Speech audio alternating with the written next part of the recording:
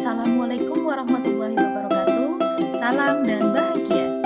Pada kesempatan ini, saya Pramayanti SK, calon guru penggerak angkatan 7 dari SD Negeri Bugusari 2 Kabupaten Brebes, akan memaparkan kesimpulan dan refleksi pemikiran Ki Hajar Dewantara pada tugas modul 1.1. Saya akan merefleksikan diri melalui 3 pertanyaan berikut. Yang pertama, apa yang saya percaya tentang murid dan pembelajaran di kelas sebelum saya mempelajari modul 1.1? Yang kedua, apa yang berubah dari pemikiran atau perilaku saya setelah mempelajari modul ini? Dan yang ketiga, apa yang dapat segera saya terapkan lebih baik agar kelas saya mencerminkan pemikiran Ki Hajar Dewantara?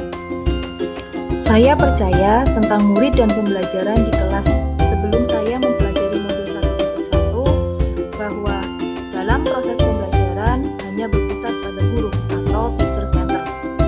Dalam pembelajaran, saya terlalu banyak berceramah dan siswa hanya duduk diam dan mendengarkan.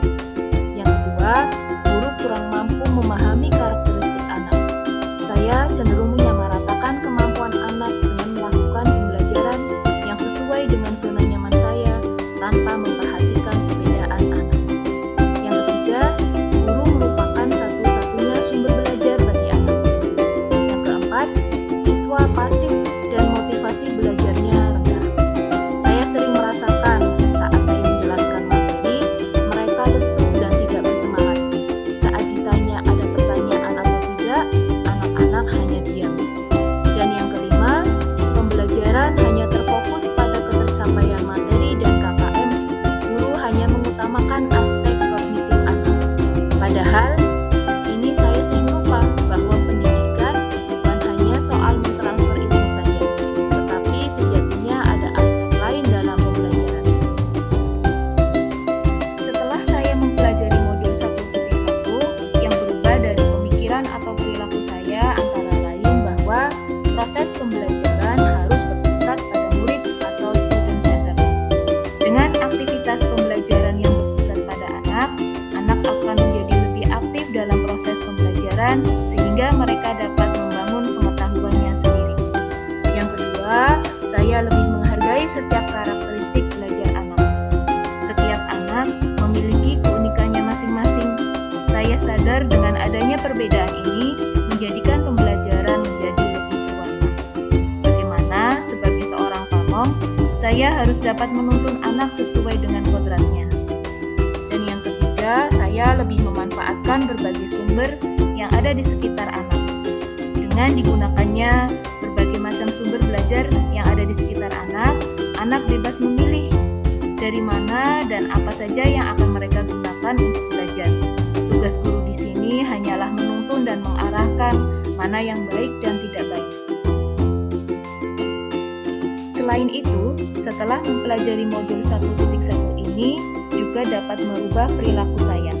Antara lain, saya sebagai seorang guru harus dapat mengemas pembelajaran secara menarik agar motivasi pembelajaran anak meningkat.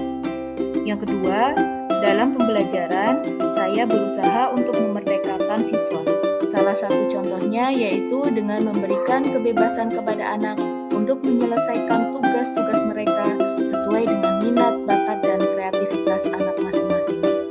Yang ketiga, lebih cermat dalam melihat bakat anak, menuntun sesuai dengan kodrat mereka masing-masing melalui observasi, wawancara, dan juga pendekatan personal. Beberapa hal yang dapat segera saya terapkan lebih baik agar kelas saya mencerminkan pemikiran Ki Hajar Dewantara antara lain yang pertama yaitu merancang pembelajaran yang interaktif dan menyenangkan dengan melibatkan peserta didik. Yang kedua, menerapkan pembelajaran yang berbasis kearifan lokal dan budaya setempat. Hal ini penting untuk kita terapkan mengingat saat ini perkembangan ilmu pengetahuan dan teknologi semakin cepat. Banyak anak-anak yang hilang nilai budayanya. Sebagai seorang guru, saya berusaha memberikan penerapan materi terhadap kehidupan sehari-hari anak yang sesuai dengan kearifan lokal budaya setempat. Yang ketiga, menerapkan konsep merdeka belajar. Konsep konsep Merdeka Belajar mengajarkan kita bagaimana sebagai seorang guru dapat memberikan kebebasan kepada anak untuk dapat bereksplorasi atas pengetahuannya agar mampu menghasilkan ide-ide kreatif dan motivatif dari mereka. Yang keempat, pembelajaran yang mengutamakan aspek budi pekerti.